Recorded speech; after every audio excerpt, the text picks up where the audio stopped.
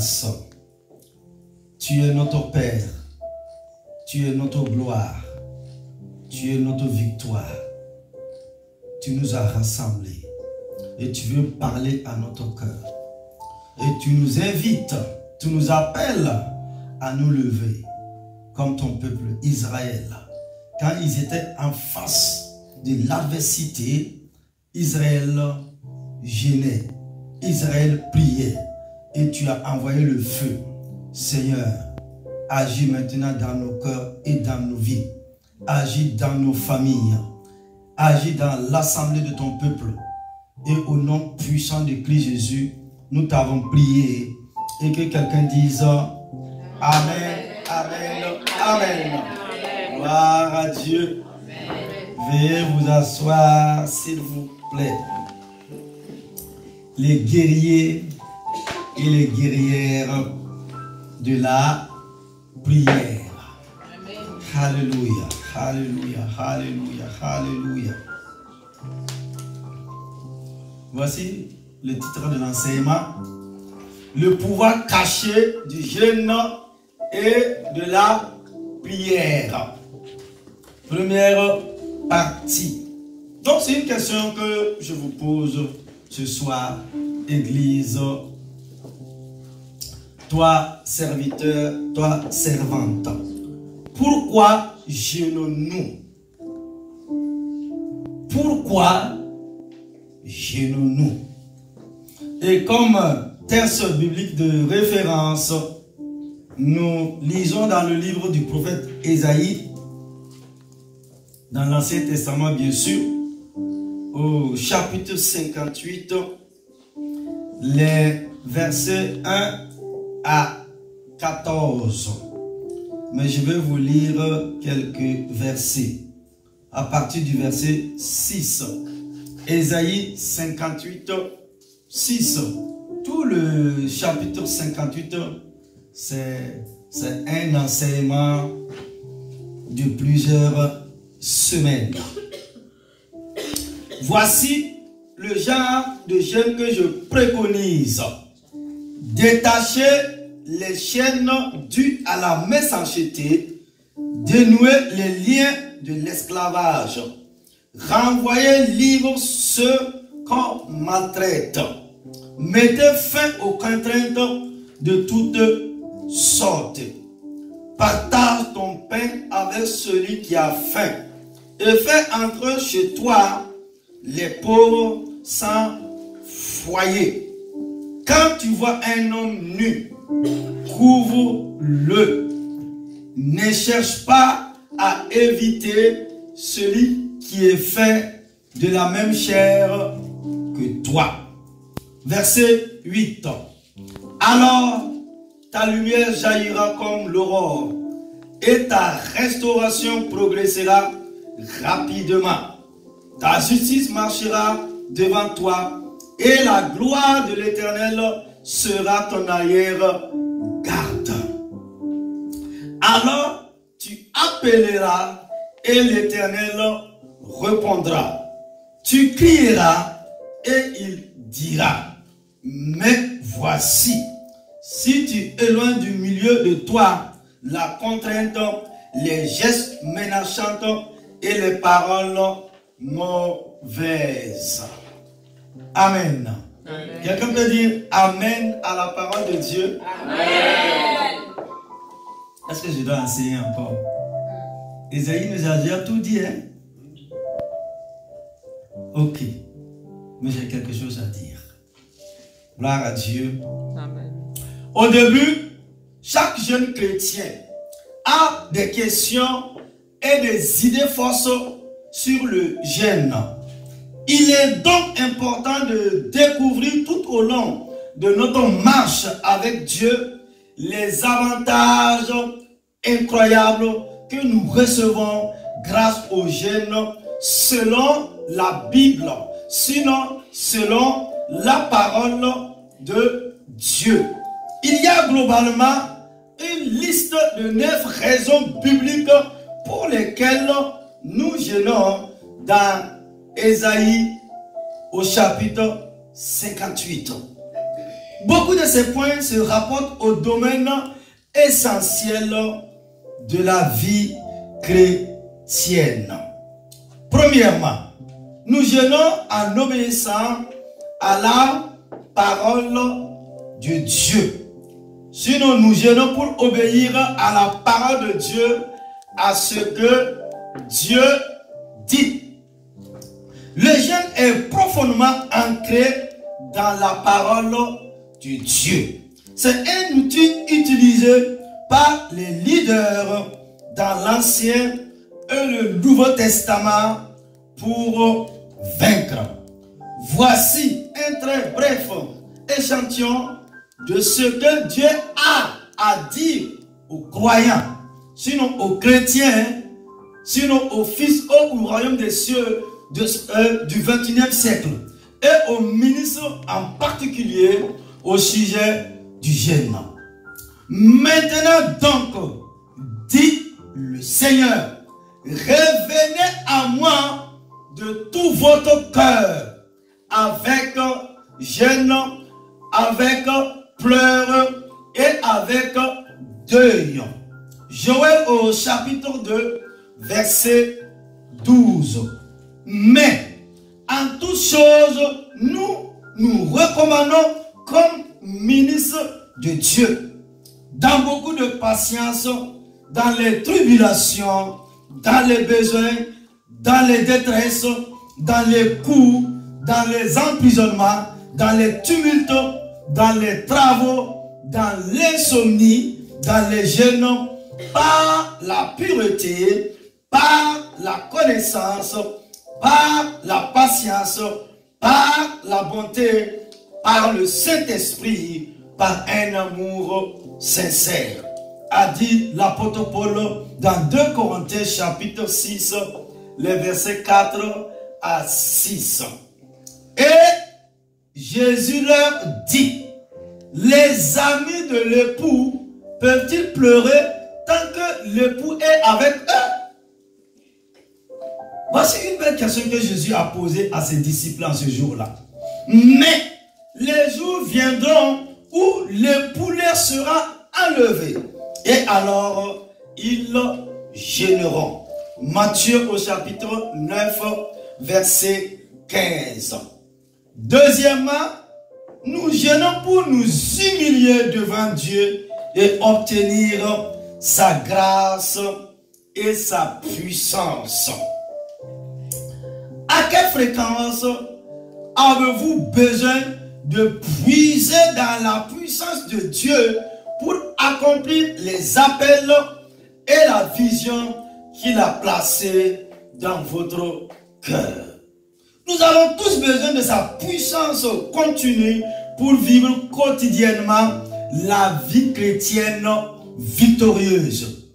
Cela vous fera-t-il donc mal de jeûner au moins un jour par semaine pour garder les bouchons propres dans votre vie? Le jeûne vous permet de rester honnête. L'apôtre Jacques a expliqué ce point très clairement. Si vous voulez la puissance et la grâce de Dieu, alors vous devez vous humilier. Humiliez-vous devant le Seigneur et il vous élèvera au temps convenable. Jacques au chapitre 4, verset 10. Le Saint-Esprit le Saint-Esprit est appelé l'Esprit de grâce. Si vous voulez l'Esprit de grâce, si vous voulez l'onction, humiliez-vous, mon frère, ma sœur. Troisièmement, nous jeûnons pour surmonter les tentations dans les domaines qui nous empêchent d'entrer dans la puissance de Dieu. Nous jeûnons, Église, peuple de Dieu, pour surmonter les tentations dans le domaine qui nous empêche d'entrer dans la puissance de Dieu. Si l'onction ne coule pas librement à travers vous, c'est un bon signe que vous devez jeûner et prier. Il est temps de dégager le canal afin que l'Esprit de Dieu puisse couler à travers vous. Encore une fois, tournez-vous vers le modèle du grand pionnier de notre foi, Jésus-Christ. Selon Luc au chapitre 4, Jésus est sorti d'un désert de tentation avec la puissance de l'Esprit. Si vous voulez la même chose, alors faites ce qu'il a fait. Jésus n'a rien mangé pendant 40 jours. Et ensuite, le diable est venu le tenter quand il avait faim. Quand Jésus eut fouetté le diable, il sortit avec puissance pour étendre le royaume des cieux. Quatrièmement, nous jeûnons pour être purifiés du péché et pour aider les autres à se purifier également.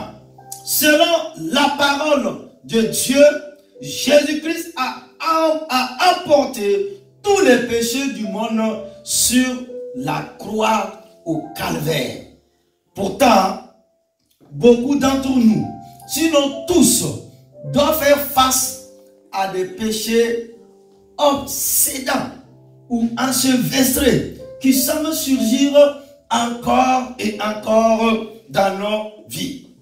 Dieu veut que nous vainquions ces péchés qui s'en mêlent dans nos propres vies, mais aussi que nous allions au-delà de nos propres besoins pour nous tenir à l'écart en tant qu'intercesseur pour les autres, c'est-à-dire pour ton frère et pour ta sœur.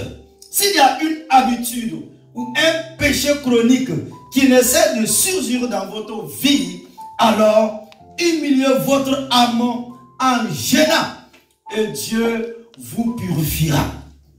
Préparez-vous donc pour le moment où le Seigneur vous demandera de prendre sur vous, par l'intercession, les péchés des autres et de combiner votre prière d'intercession avec le jeûne.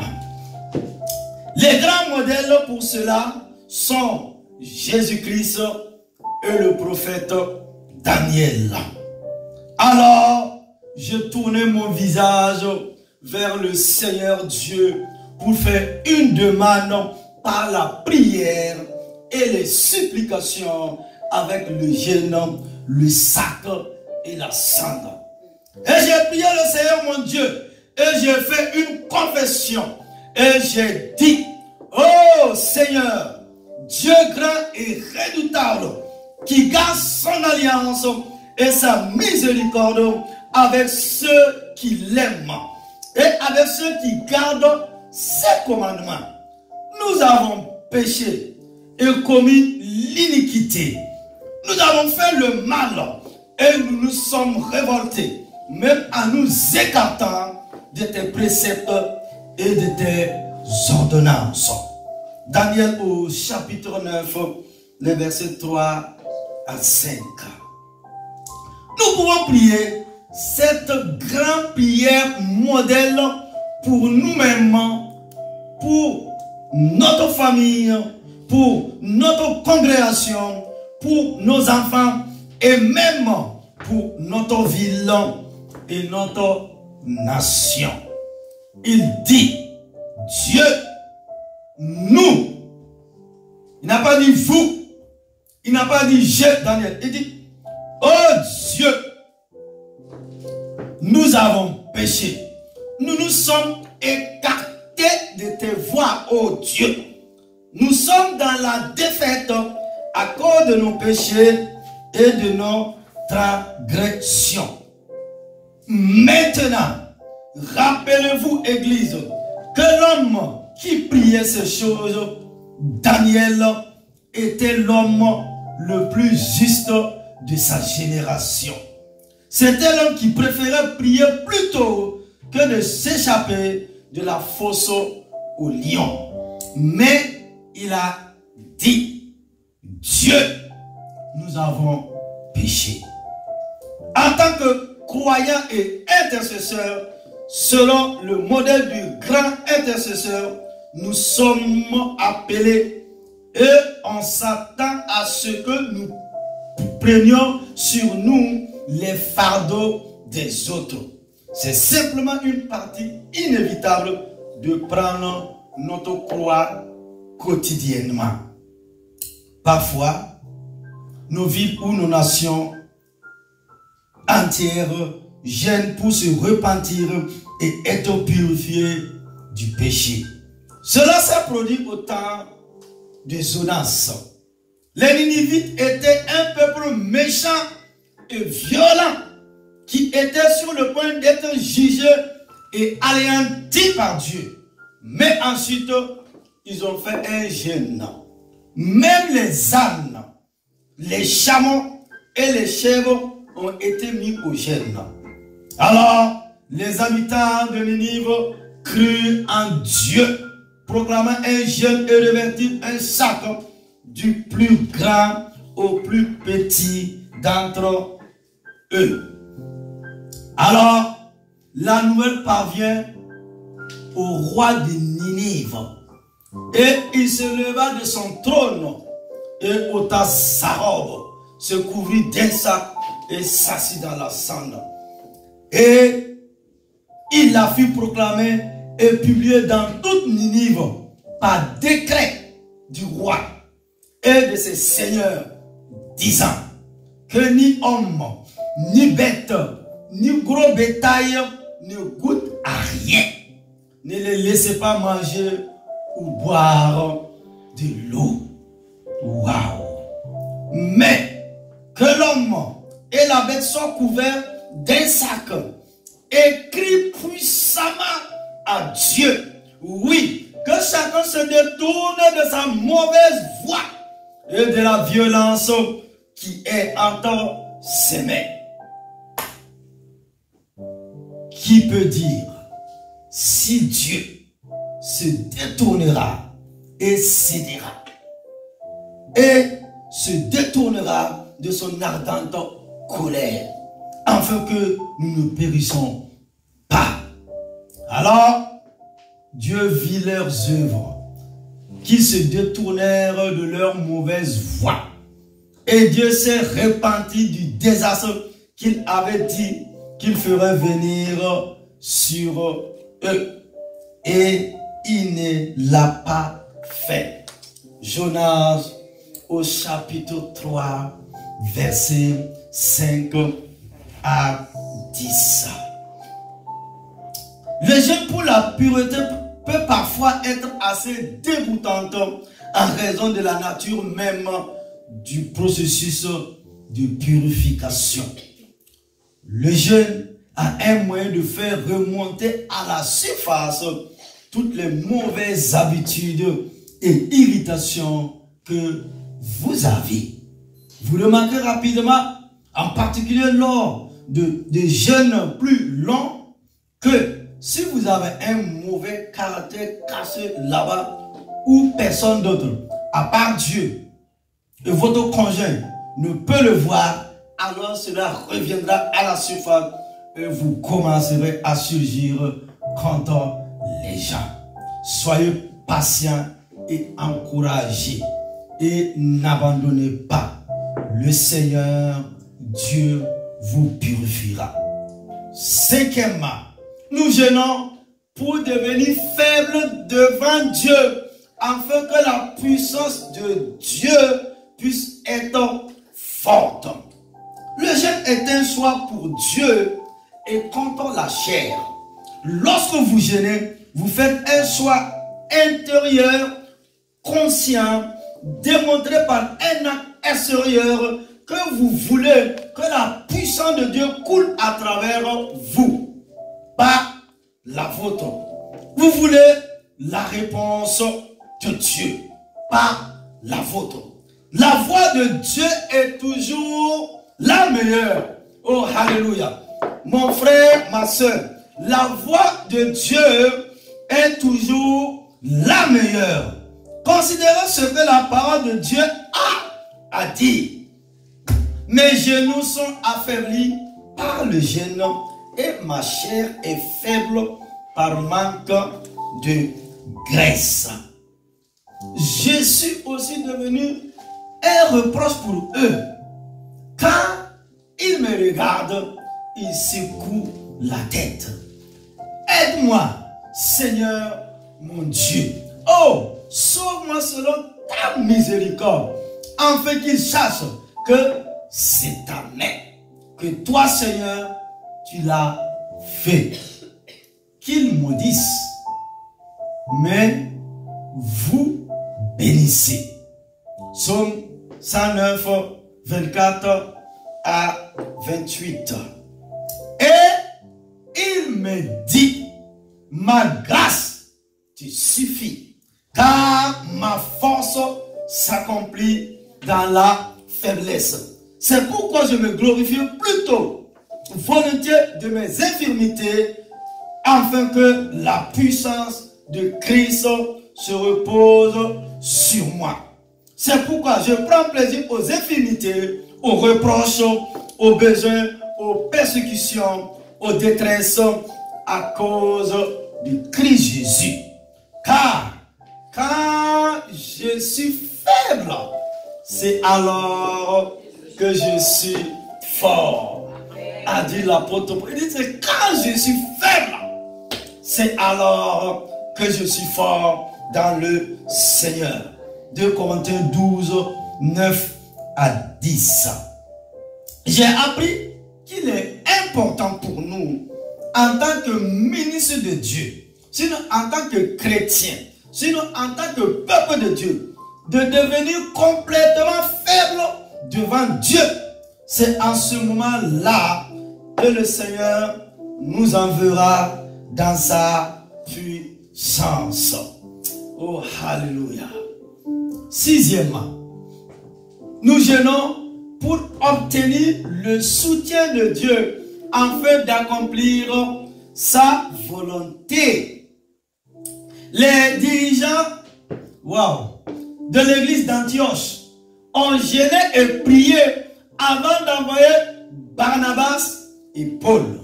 Cela a été fait pour que les dirigeants fassent le bon choix. Et cela a été fait pour assurer leur succès dans la mission évangélique. Barnabas et Paul ont suivi le même modèle dans les villes étrangères où ils ont établi, sinon ils ont implanté des églises. Ils ont jeûné et prié avant de nommer des anciens dans ces villes.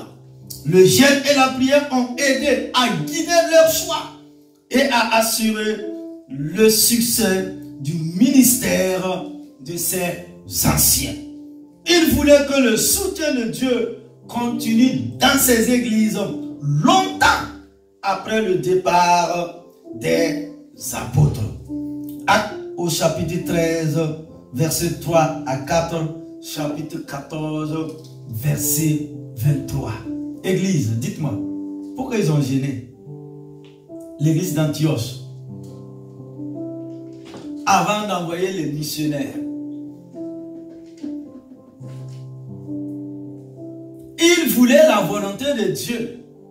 Vous vous souvenez, quand Judas est parti, quand il était pendu, quand il est mort, il restait 11 apôtres, n'est-ce pas? Il fallait trouver le 12e. Mais eux, ils n'ont pas prié. Ils ont fait vote. Ils ont regardé le visage de Matthias. Ils ont dit, il est bon. Il est bon pour être apôtre.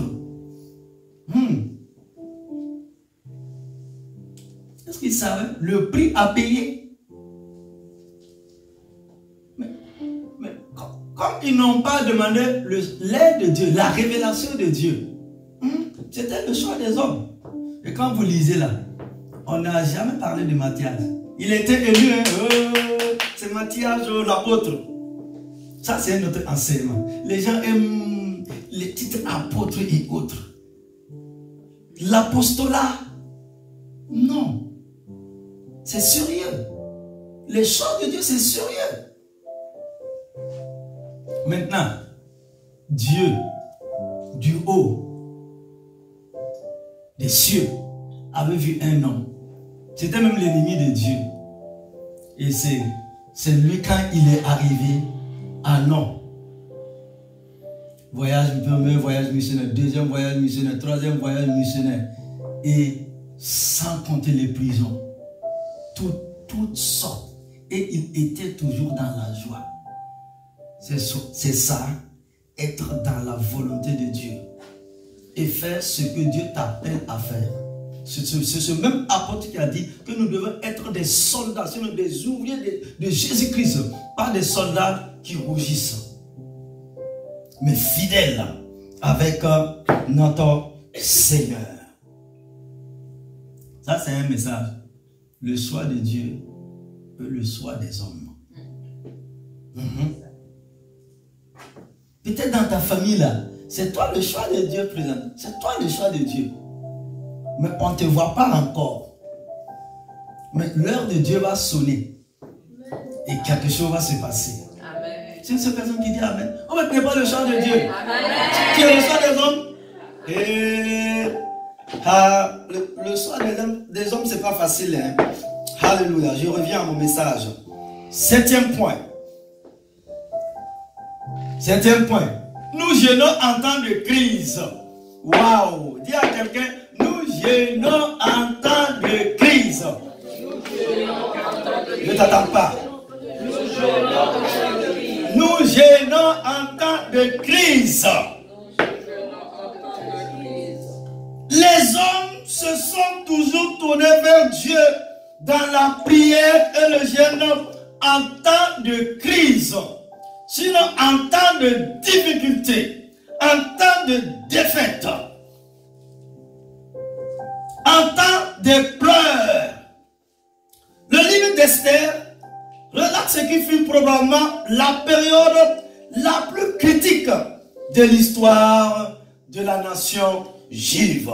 Même si Hitler a brutalement massacré 6 millions de Juifs pendant la Seconde Guerre mondiale dans un terrible holocauste, des milliers de Juifs ont survécu dans d'autres endroits du monde. Alléluia. Hitler n'était pas le premier homme. À l'époque d'Esther, les Juifs n'étaient pas encore dispersés. Et Aman était littéralement sur le point de réussir à détruire toute la race juive. Le roi des Perses et des Mèdes avait déjà signé l'arrêt de mort lorsqu'Esther ordonna aux Juifs d'observer un jeûne avant de risquer sa vie pour entrer en présence du roi, afin d'obtenir miséricorde et pardon pour son peuple. Alors, Esther leur dit de répondre à son oncle Mardochée: va, rassemble tous les Juifs qui sont présents à Suse et jeûnez pour moi, ni manger, ni boire pendant 3 jours, ni nuit, ni jour. Mes servantes et moi jeûnerons de même. Et j'irai donc vers le roi qui est contre la loi. Et si je péris, je périrai. Waouh!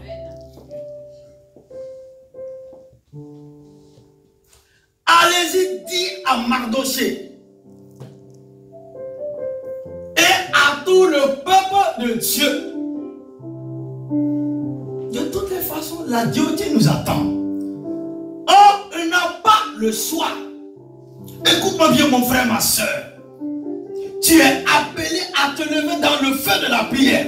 Tu es appelé à lever dans la puissance de la prière. Il y a un Aman dans ta maison. Il y a un Aman dans ta famille. Il y a un Aman dans ta vie. Il y a que l'Éternel Dieu des armées qui peut parler Aman, qui peut le terrasser. Il y a que l'Éternel Dieu qui peut déjouer ses plans et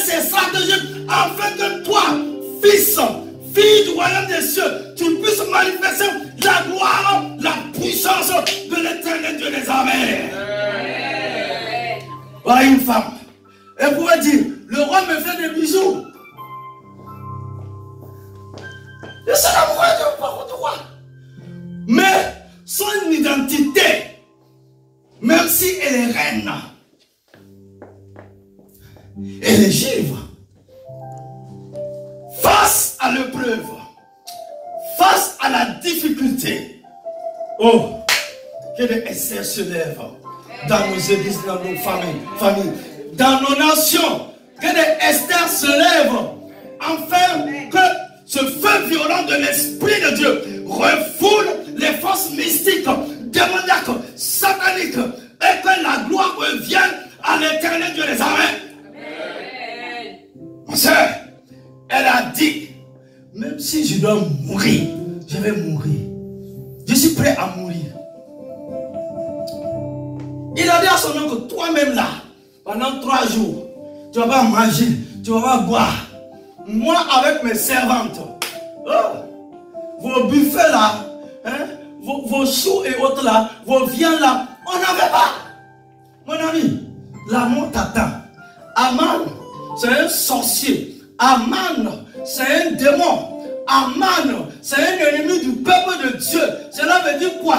Aman, c'est un ennemi de Dieu. Et Dieu attendait à ce que le peuple de Dieu prenne conscience. Cela veut dire quoi, ma soeur? Il y a des situations, il y a des problèmes, il y a des choses dans ta vie où toi-même, tu dois prendre la résolution. Soit ça s'arrange, soit ça se gâte. Ou tu dis, non, le feu de sa puissance.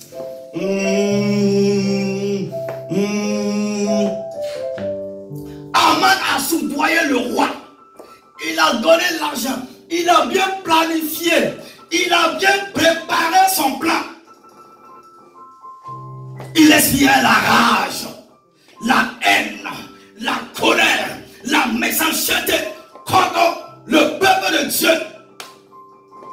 Israël a compris. Israël a réalisé qu'il est le peuple de la promesse. Et Dieu a dit à Moïse, je serai un feu dévorant et je combattrai pour vous de toute éternité. Israël s'est rappelé qu'un jour, ils étaient face aux Amalécites. Et quand ils ont crié, quand ils ont intercédé, quand ils ont parlé au cœur de Dieu, Dieu a effacé la mémoire d'Amélec de génération en génération. Qu'il en soit ainsi pour ta vie ce soir. Afin que tu puisses rentrer dans ta destinée. Afin que tu puisses rentrer dans les ossements. Afin que tu puisses te réjouir. Afin que tu puisses, pour que tu puisses enfin témoigner de la puissance de ton Dieu. Nous prions un Dieu vivant. Nous avons un Dieu puissant. Un Dieu qui agit de toute éternité. Il est le véritable. Oh, alléluia. Manaïna, Anasonia. Il est le véritable. Il est un feu dévoreur.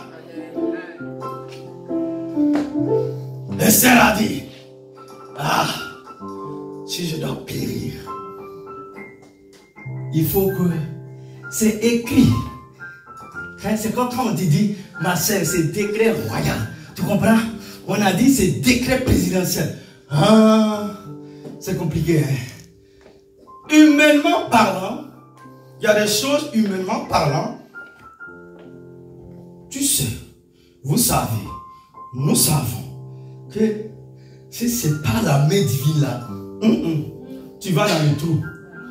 Oh, tu vas aller. Et le voyage est long, hein.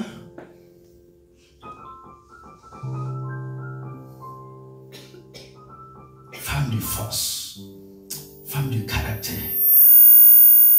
femme de puissance, en l'honneur de l'Éternel Dieu des armées. Il dit, je vais aller vers le roi.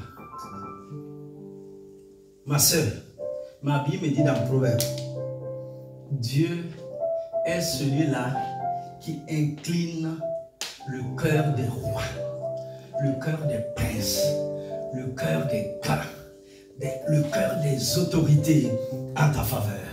Amen. Amen. Ouais. Elles ont prié, elles ont prié, elles ont prié, elles ont prié, elles ont prié. Oh. Quand elle s'est levée maintenant, elle a mis sa belle robe, parfum, pouf, pouf, ouais. Tranquille. Quand le roi a vu là, l'amour était 1000 fois plus fort que le premier jour là. Ça c'est le puissant du jeûne et de la prière, mon ami. Quand le roi dit, mais ça c'est quelle... Il dit, ma beauté même arrive. Hein? Lui-même il s'est levé. Elle dit, épargne-moi. Oh majesté, je vais mourir. Ouais. Qui va te... Même si tu veux la moitié du royaume là, qui va te toucher? Il dit, ah, c'est ton ami là. Le sorcier, le méchant là. Ah. Et Aman ne savait pas que de toute éternité, il a provoqué la colère du Dieu Tout-Puissant. C'est un feu dévorant. Il ramasse tout sur son passage. Dieu.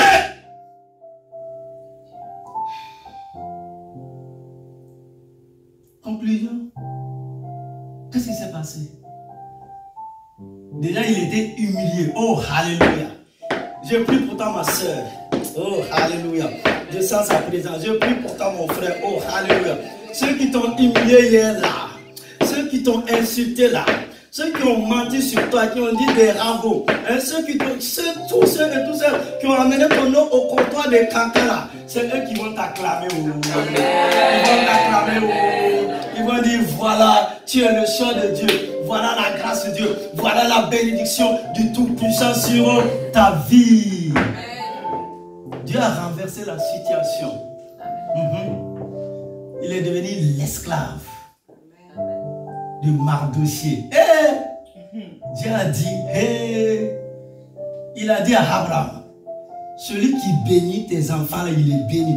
Celui qui le maudit là, moi-même Dieu, je veux le maudire. Vous savez ce qu'on appelle la malédiction de Dieu. La malédiction de Dieu qui va tomber. Mais la terre même ne pourra pas te contenir.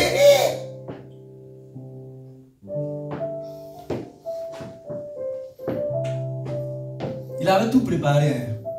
Il dit, Mardochée, c'est une question d'heure, de minutes, de secondes. Je vais te pendre. Ça veut dire, quand je vais te pendre là, ton corps même va tomber ici, la tête de l'autre côté. Tu sais que depuis ta naissance là, tu as été combattu, toi-même tu le sais. Il y a des choses, quand tu regardes, c'est pas normal. Mais 2023 là, tu dis 2023 là, hein, Dieu est en train d'écrire ton histoire. C'est une nouvelle page qui s'ouvre dans ta vie maintenant. Et tu sauras que le Dieu de la Bible, le Dieu qui a créé le ciel et la terre, il vit de toute éternité. Il n'est pas en vacances. Il ne prend pas de congé. Il ne dort, il ne sommeille ni ne dort. Celui qui veille sur ta vie. Amen. Alléluia. Amen. On l'a amené. Tu te rappelles? J'imagine comme il tremblait. Peut-être même il a fait pipi. Hein? L'odeur de la mort. Et puis, vite, tac, tac. C'est fini. Israël a crié, oh, la victoire c'est pour nous. Et qui a combattu, qui a agi, c'est l'éternel Dieu des armées. Amen. En temps de crise là, mon frère, ma soeur, il ne faut pas être là en train de dire c'est monté, c'est descendu, en haut, en bas, parler, pleurer là. Non! Tiens-moi! Lève-toi! Rappelle-toi que tu n'es pas n'importe qui. Tu es fils de Dieu. Tu es enfant de Dieu.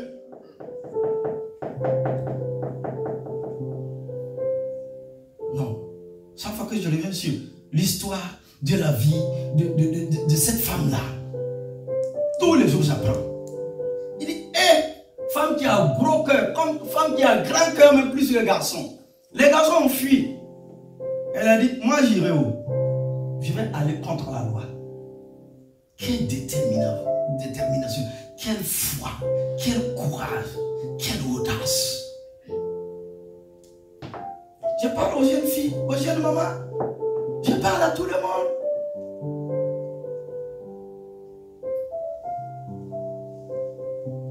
Elle avait toutes les excuses, hein. N'est-ce pas mon ami?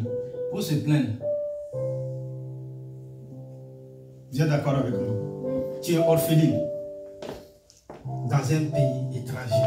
Vous dire, eh Dieu, Dieu m'a fait où? C'est encore moi. Je suis orpheline. Je suis dans un pays étranger. Comment il devait faire? Quand je vais revenir sur la mentalité là, du désert là, il y a des choses qu'ils font. Hein? Même si on exerce la prière de foi sur toi, tu n'arrives pas à percer. Parce que toi-même tu es nul par tes paroles. La Bible dit quoi? Un homme est égal à ses paroles. Par tes paroles, tu peux tout annuler. Non. Elle est restée avec son Seigneur. Et Dieu a cherché une personne. Tu comprends, ma soeur? Tu comprends? Dieu a cherché une personne pour qu'elle, l'orpheline là, elle puisse prendre la place. Peut-être une personne est assise sur ta place là. Au lieu de parler, non, il faut prier. La personne va dégager. Tu vas prendre le fauteuil. Et la gloire reviendra à l'éternel Dieu des armées. C'est ça, hein? La Bible est tellement pratique. Mais tu es là, tu dis non, arrêtez de pleurer. Non, ce n'est plus le temps de pleurer. C'est le temps de la manifestation de la puissance de Dieu dans ta vie. 8. Nous gênons lorsque nous recherchons la direction de Dieu. Waouh! C'est bien dans toutes choses. Écoute-moi bien mon frère, ma soeur. Nous gênons lorsque nous recherchons la direction de Dieu. Alors, j'ai proclamé un jeûne là-bas, au fleuve d'Ava, afin que nous puissions nous humilier devant notre Dieu pour chercher auprès de lui le droit chemin pour nous et nos petits et tous nos biens. Car j'avais honte de demander au roi une escorte de soldats et de cavaliers pour nous aider contre l'ennemi sur la route. Parce que nous avons parlé au roi en disant, la main de notre Dieu est sur tous ceux qui cherchent le bien. Lui, mais sa puissance et sa colère sont contre tous ceux qui l'abandonnent. Nous allons donc gêner et supplier notre Dieu pour cela. Et il a exaucé notre prière. Esdras, au chapitre 8, verset 21 à 23. Voilà un homme de la Bible que j'aime beaucoup, Esdras.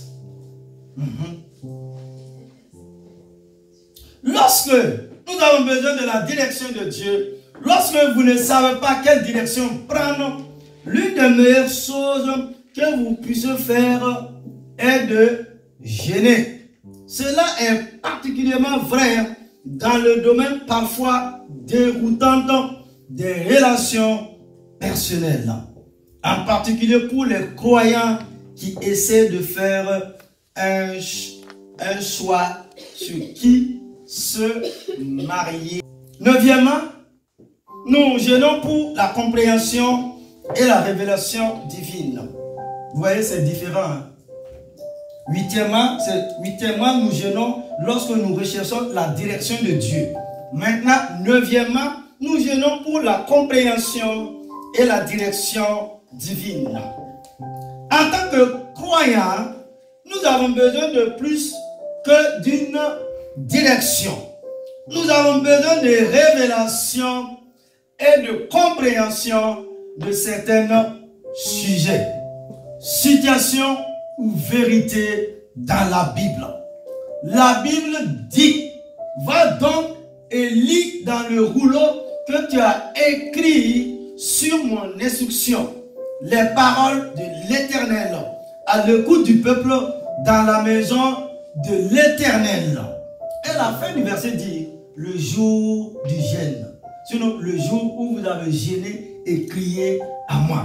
Jérémie au chapitre 36, verset 6. Parfois, la révélation du Seigneur ne vient pas nécessairement au moment du jeûne, mais plus tard. Je dis mon frère, ma soeur, parfois la révélation du jeûne ne vient pas nécessairement au moment où nous jeûnons, mais plus tard. Et je vais conclure l'enseignement de la soirée et nous allons prier. Conclusion. La clé pour vaincre les forteresses les plus sombres est double. Premièrement, nous devons exploiter la puissance de l'esprit par la combinaison de la prière et du jeûne. Et deuxièmement, nous ne vaincrons dans les plus grandes batailles de cette génération que si nous jeûnons et prions ensemble et libérons l'incroyable puissance du corps du Christ Jésus à genoux. Au nom de Jésus. Amen. Amen. Que Dieu bénisse sa parole. Que Dieu bénisse sa parole. Que Dieu bénisse sa parole. Tu veux vivre.